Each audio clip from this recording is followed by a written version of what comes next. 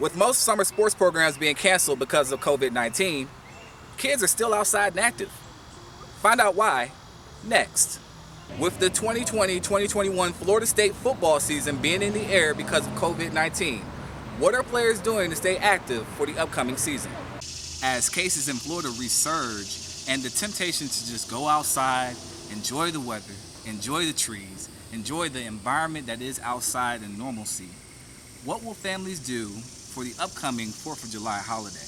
With growing concerns of social distancing, the NFL is starting on time, college sports is allowing athletes to come back, but what about local high schools and the fall sports amid COVID-19? Police make an arrest for attempted murder in Northeast Tallahassee. We'll have the latest next.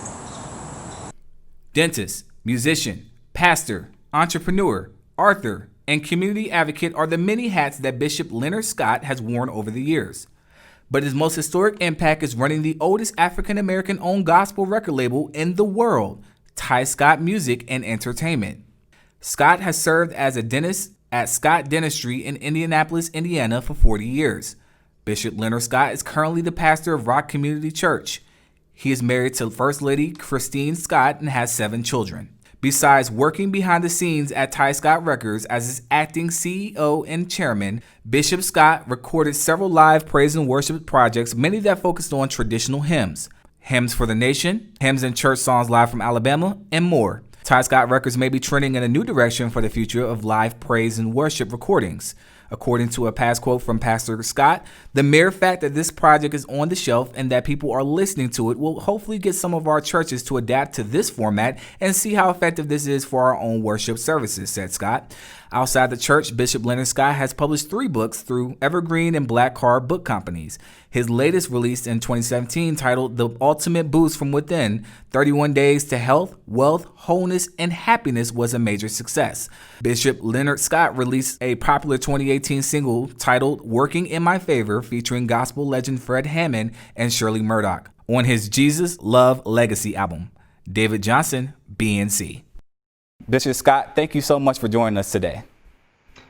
Thank you for having us, and just delighted to be with you. So let's get started. You are a man of many talents. How were you able to juggle all of your commitments and achieve success on all of your platforms? Well, the quick and easy answer to that is it was the grace of God. But we started out in dentistry, and we did that for a while and got established, and then we kind of launched out into the music part of it, and just kind of worked together. We took our time, been doing it a long time, so a lot of times you just stick with it and it'll work out. Reason it got to me is George Floyd's story has been the story of black folks, because ever since 401 years ago, the reason we could never be who we wanted and dreamed to be in is you kept your knee on our neck. Protests across the country has erupted over the recent deaths of George Floyd, Ahmaud Arbery, Breonna Taylor, and many more.